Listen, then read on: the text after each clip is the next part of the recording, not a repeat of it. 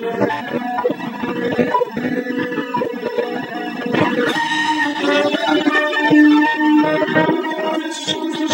News. I'm Scott Kelly in Washington. Good day.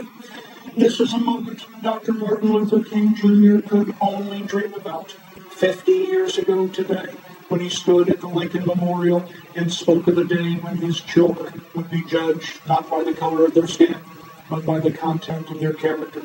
In just a few minutes, America's first black president will speak for the very same memorial to celebrate the anniversary of Dr. King's address and that turning point in American history. More than 250,000 people had come here on August 28, 1963 from all over America for what was called the March on Washington for Jobs and Freedom. Dr. King said they had come to cash a check written by the Founding Fathers that guaranteed all Americans the rights of life, liberty, and the pursuit of happiness. That, he said, meant all Americans, regardless of their color. Some who were on the National Mall that day have returned today, and they are now joined by new generations of Americans for this commemoration called Let Freedom Ring, the name taken from the famous refrain in Dr. King's speech.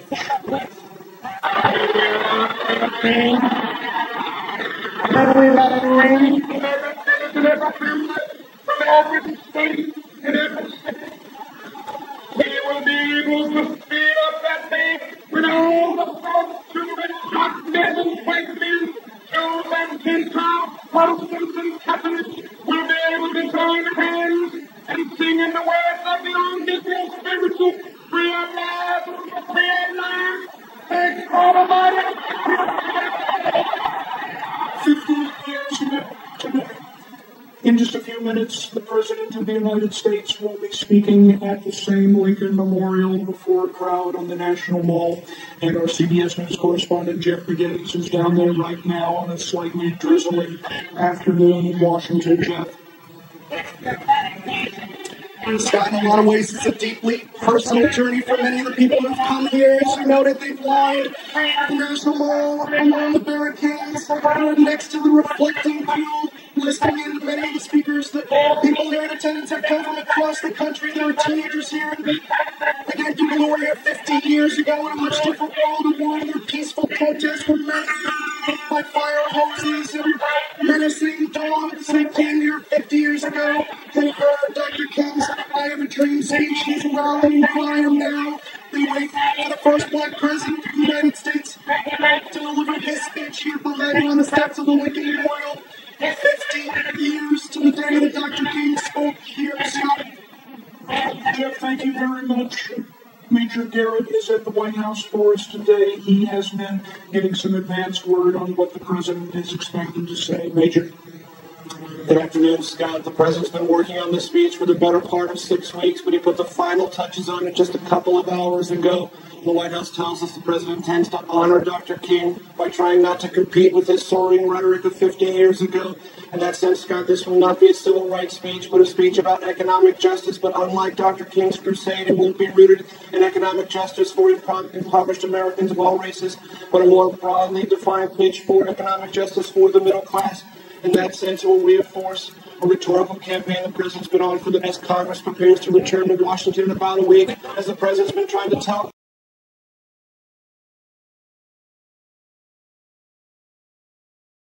Congress it should get away from the past debates over deficit reduction and spending cuts and focus more broadly on economic justice. That's what this speech is primarily going to be about. Major, thank you very much. As we watch Dr. King's daughter, Dr. Bernice King, speaking to the crowd in just a few moments, and will be ringing a bell right there on the steps at 3 o'clock Eastern Time. And joining us now, as often, Doug Brinkley, professor of history at Rice University, noted biographer and writer of American history. Doug, tell us about that bell. Well, that's the bell from the 16th Street Baptist Church in Birmingham, Alabama. And it's here on loan, and it's a symbol for ringing bells all across the country today. People sometimes forget that after Dr. King gave his speech, that on September 15, 1963, a bomb went off in this church and 4 little girls died. It's remembered that this was a battle of fight for freedom and innocent children being killed. And so the bell is very symbolic and a fitting artifact for the afternoon. The bell was shipped here from Birmingham, Alabama, and as soon as Dr. King has wrapped up her remarks, we expect the bell to be rung, and then immediately after that, the remarks of President Obama is done saying it was just a little over 2 weeks after Dr. King's speech that the bombing occurred at the 16th Street Baptist Church. Let's listen to the bell from that church now. Feed each other and let freedom ring.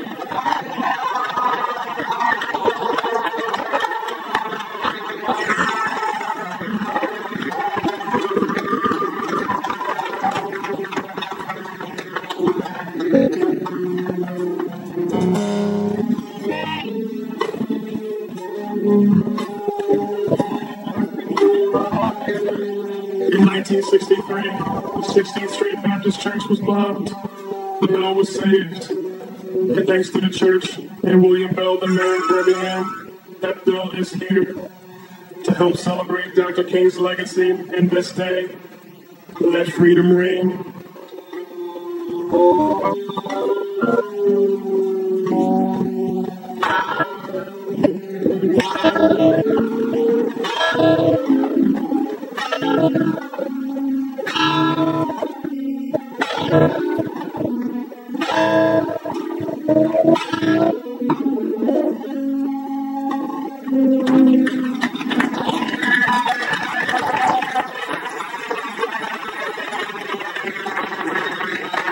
Please welcome our next performance by Tony and Grammy Award winner, Heather Headley.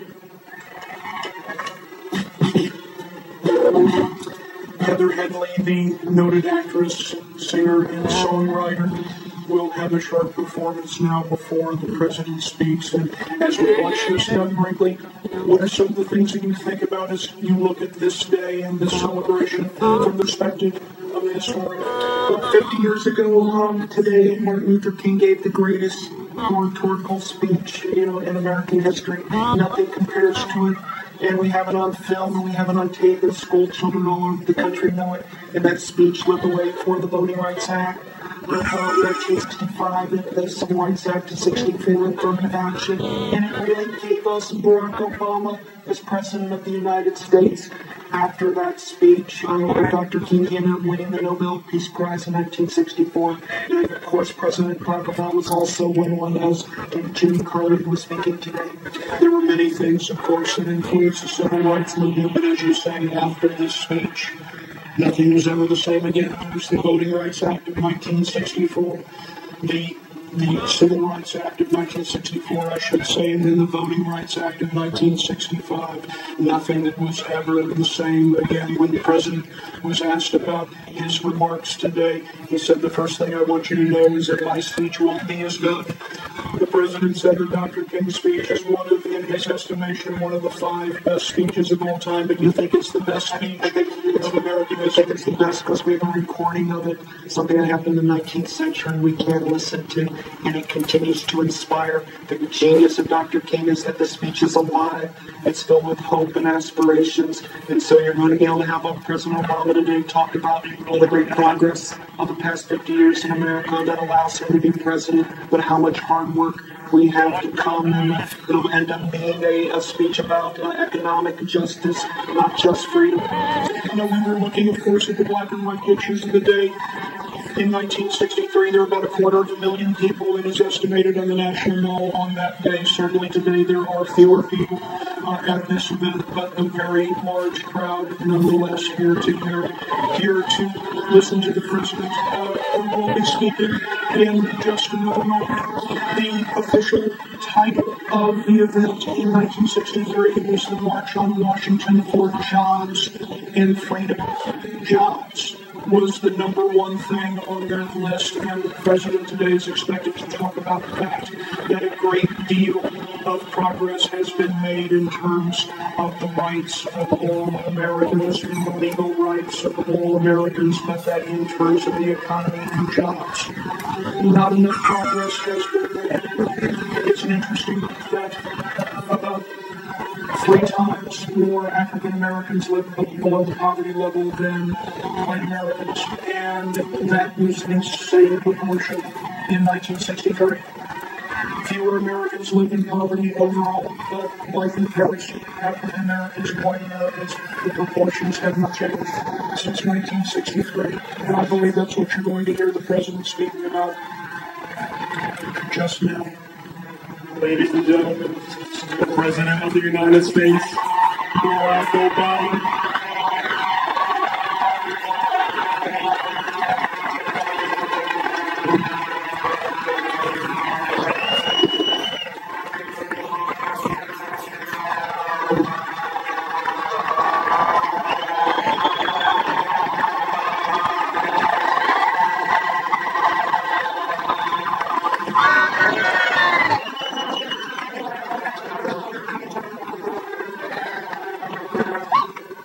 To the King family, who have sacrificed and inspired so much.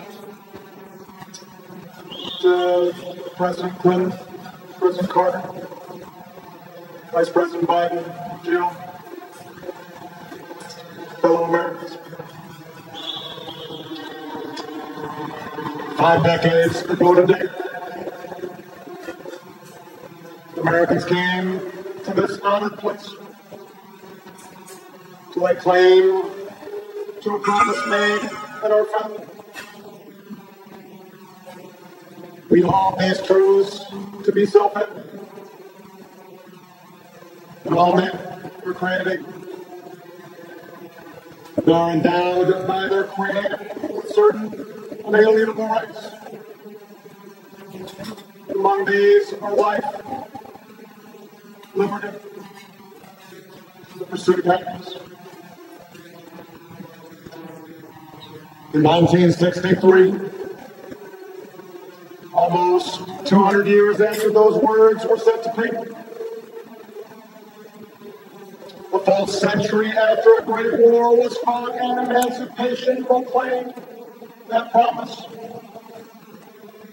those truths remained unmet. And so they came by the thousands from every corner of our country. Men and women, young and old, whites who long for freedom, whites who can no longer accept freedom for themselves while witnessing the subjugation of others. Across the land, congregations sent them out with prayer. In the middle of the night, entire blocks of Harlem came out to wish them well. With a few dollars, they scrimped from their labor. Some bought tickets, boarded buses. Even if they couldn't always sit where they wanted to sit. Those with less money hitchhiked or walked.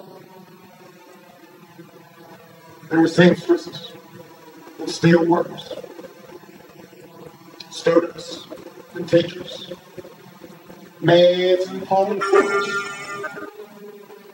They shared simple meals, bunked together on floors. And then, on a hot summer day, they assembled here in our nation's capital,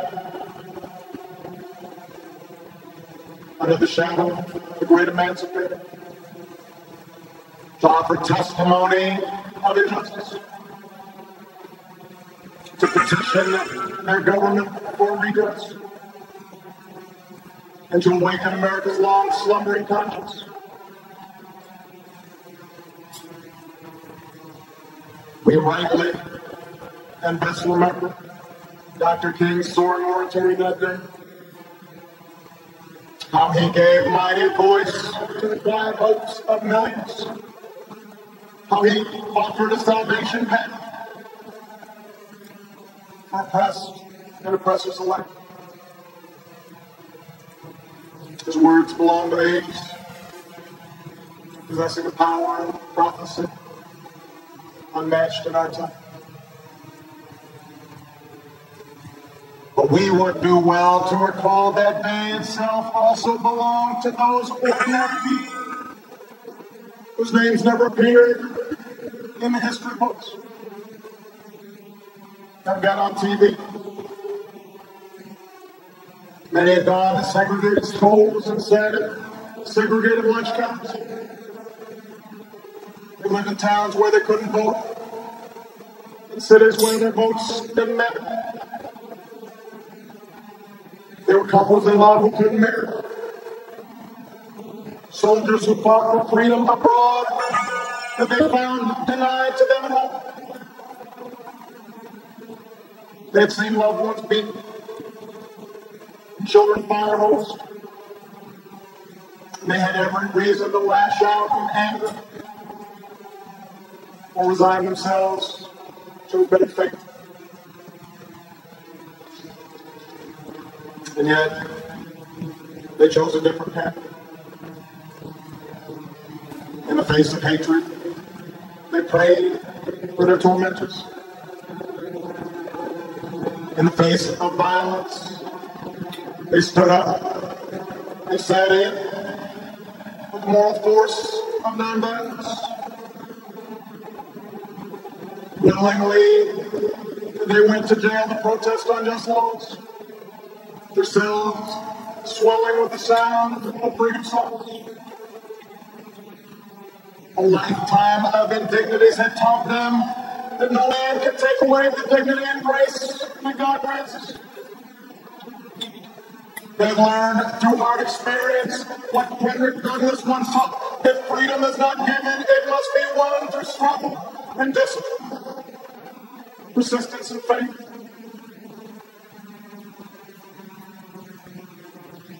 That was the spirit they brought here that day. That was the spirit young people like John Lewis brought to that day. That was the spirit that they carried with them like a torch back to their cities and their neighborhoods.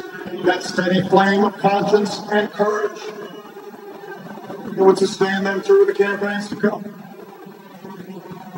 Through boycotts, voter registration drives, smaller marches far from the spotlight. Through the loss of 4 little girls in Birmingham, the carnage of Edmund Pettus Bridge, and the agony of Dallas, California, and Memphis. Through setbacks and heartbreaks and gnawed out, that flame of justice flame. It never died. And because they came marching, America changed. Because they marched, the civil rights law was passed. Because they marched, the voting rights law was signed. Because they marched, doors of opportunity and education swung open so their daughters and sons could finally imagine a life for themselves without washing somebody else's lumber or shining somebody else's shoes. Because they marched, city councils changed, state legislatures changed, Congress changed, and yes, eventually the White House changed.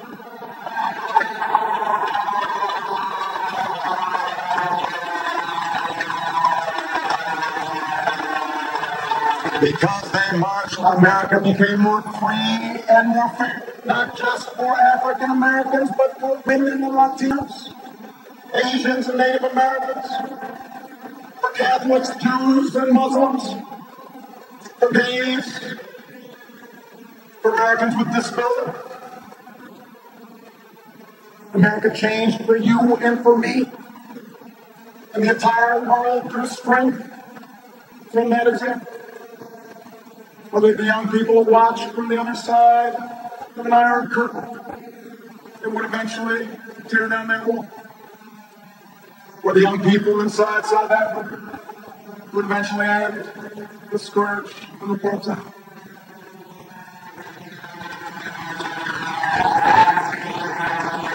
Those are the victories they won. With iron wills and hope in their hearts. That is the transformation that they wrought with each step of their well-worn shoes. That's the debt that I and millions of Americans, all of those maids, those laborers, those porters, those secretaries, folks who could have run a company maybe if they'd ever had a chance. Those white students who put themselves in harm's way even though they didn't have to. Those Japanese Americans who were called their own internment. Those Jewish Americans who survived the Holocaust.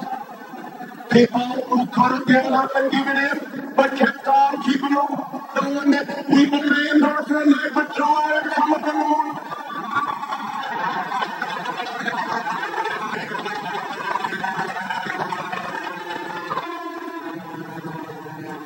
On the battlefield of justice, men and women without rank, or wealth, or title, or fame, would liberate us all in ways that our children now take for granted. As people of all colors and creeds live together, and learn together, and walk together, and fight alongside one another, and love one another, and judge one another by the content of our character in this greatest nation on earth. To dismiss the magnitude of this progress, to suggest, as some sometimes do, that little has changed, that dishonors the courage, the sacrifice of those who paid the price to march in those years.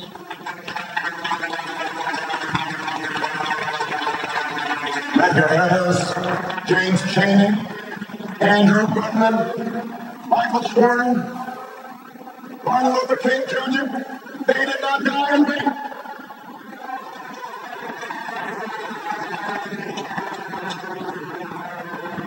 Their victory was great. But we would dishonor those heroes as well. To suggest that the work of this nation is somehow complete. The arc of the moral universe may bend towards justice, but it doesn't bend on its own. To secure the gains this country has made requires constant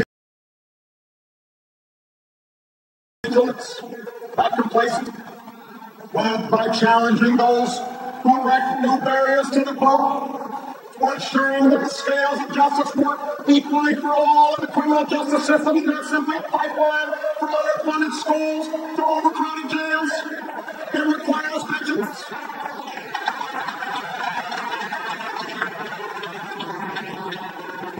It will suffer the occasional setback, but we will win these fights. This country has changed too much. People of goodwill, regardless of party, are too plentiful for those with ill will to change history's course.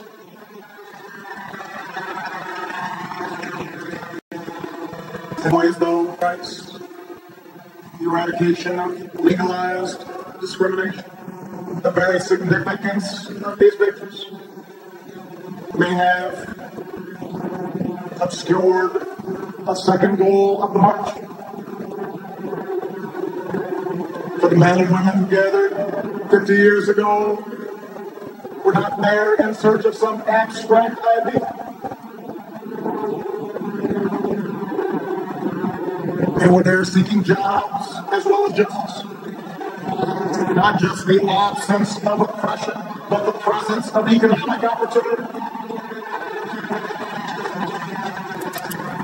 And what does it profit a man? Dr. King would ask, to sit at an integrated lunch counter if he can't afford the meal. This idea that one's liberty is linked to one's livelihood, that the pursuit of happiness requires the dignity of work, the skills to find a work, decent pay, some measure of material security. This idea was not new. Lincoln himself understood the Declaration of Independence in such terms as a promise that in due time the weight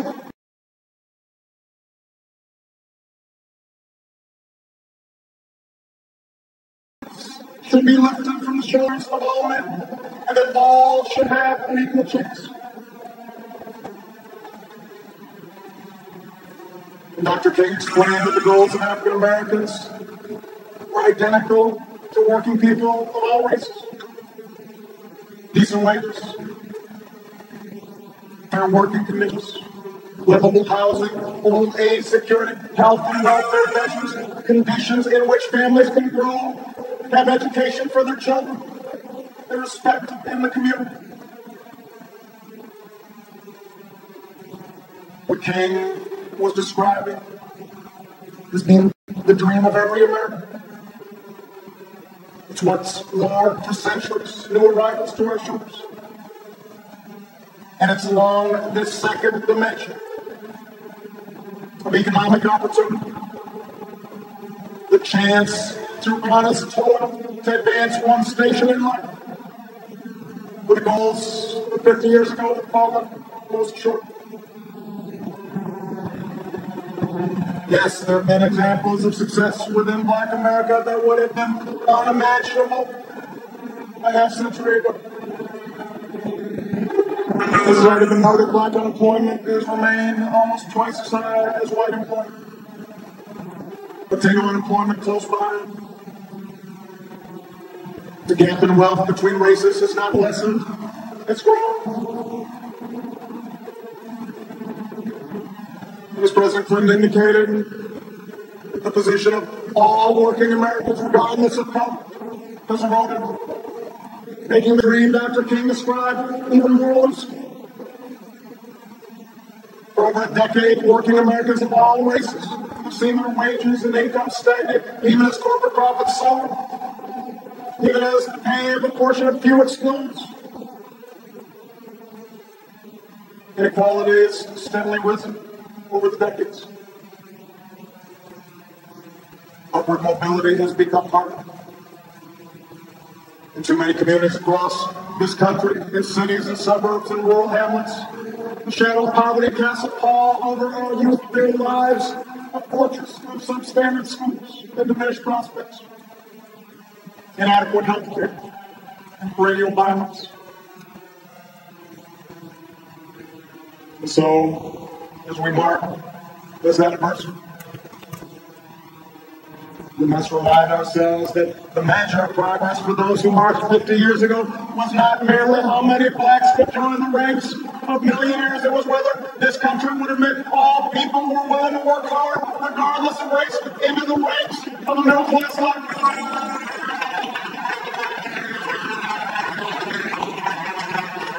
The test was not and never has been whether the doors of opportunity are cracked a bit wider for the few. It was whether our economic system provides a fair shot for the many, for the black custodian and the white skilled worker, the immigrant dishwasher, and the Native American veteran. To win that battle, to answer that call, this remains our great unfinished business.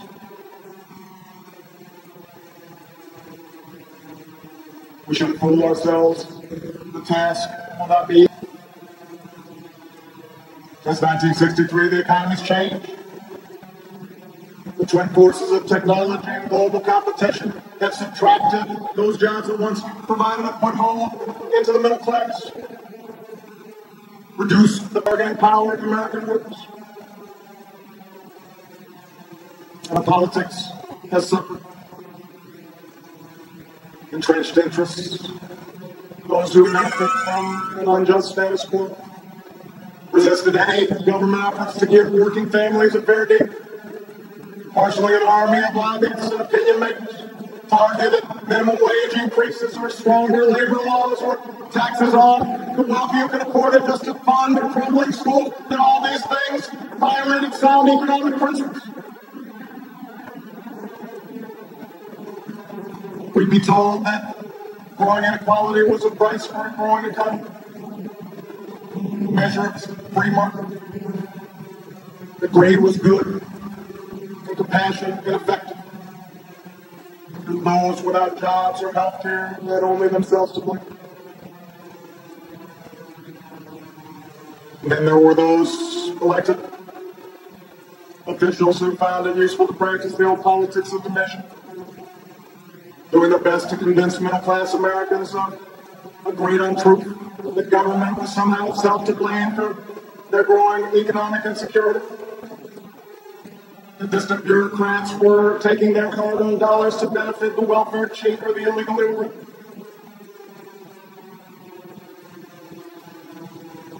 And then, if we're honest with ourselves, we'll admit that during the course of 50 years, there were times when some of us, claiming to push for change, lost our way. The anguish of assassinations set off self-defeating riots. Legitimate grievances against police brutality tipped into excuse-making for criminal behavior.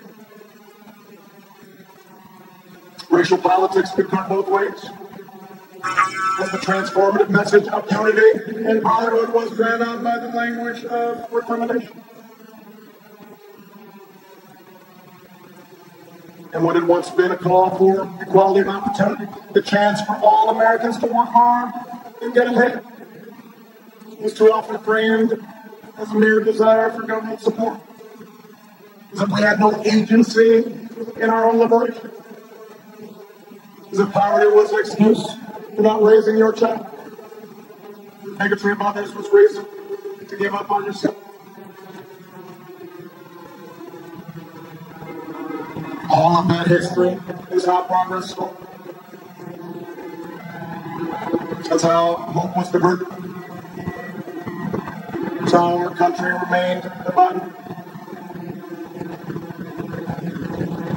But the good news is, just as was true in 1963, we now have a choice.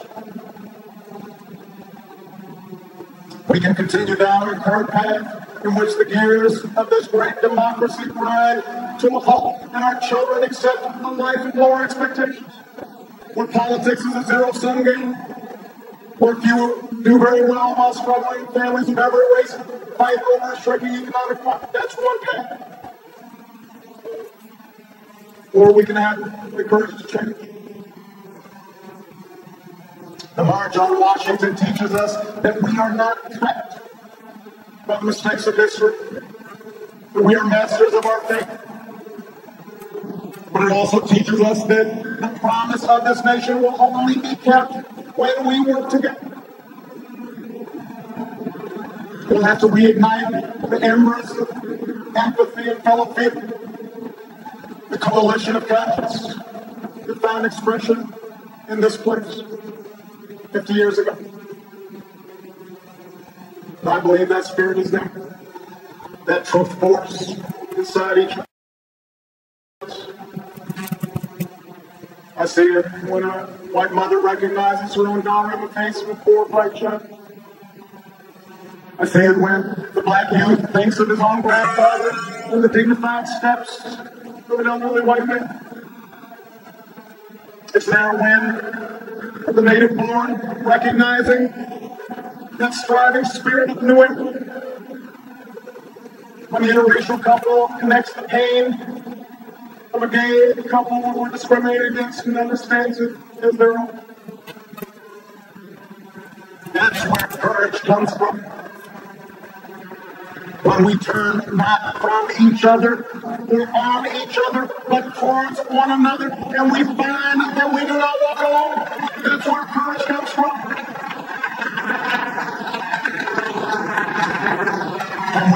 courage, we can stand together for good jobs and just wages. With that courage, we can stand together for the right to health care in the richest nation on earth for every person. With that courage, we can stand together for the right of every child from the corners of Anacostia to the hills of Appalachia to get an education that stirs the mind and captures the spirit and prepares them for the earth and wasteland.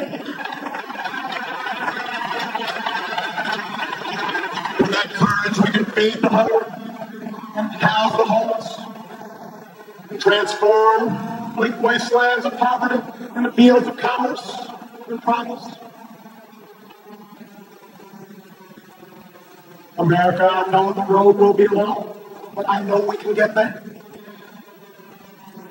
Yes, we will stumble, but I know we'll get back up. That's how movement happens. That's how history makes. That's how when somebody is faint of heart, somebody else brings them along and says, come on, we're marching. There's a reason why so many marched that day, and in the days to come we're young. For the young are unconstrained by habits of fear, unconstrained by the convictions of what is. They dare to dream different, to imagine something better, and I am convinced that same imagination, same hunger of purpose, stirs in this generation. We might not face the same dangers of 1963. Fierce urgency of now remains. We may never duplicate the swelling crowds and dazzling procession of that day so long ago. No one can match King's brilliance, but the same flame that lit the heart of all who are willing to take it first step for justice. I know that flame remains.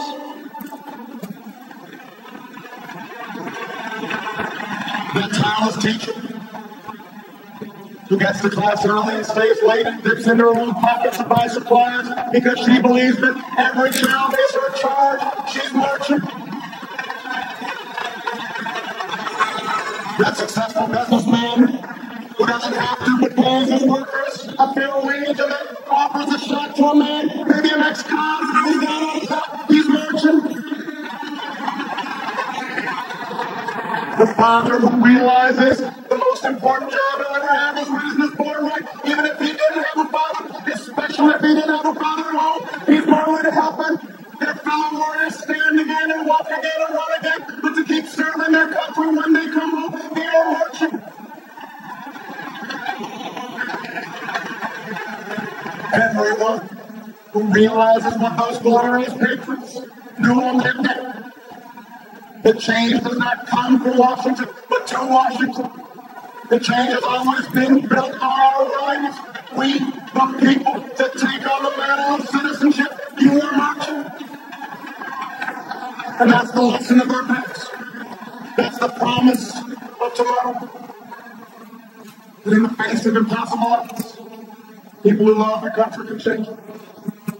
And when millions of Americans of every race and every region, every faith and every station can join together in a spirit of brotherhood, then those mountains will be made low, and those rough places will be made clean, and those crooked places, they straighten out towards grace, and we will vindicate the faith of those who sacrifice so much and live up to the true meaning of our creed as one nation under God, indivisible, with liberty and justice for all.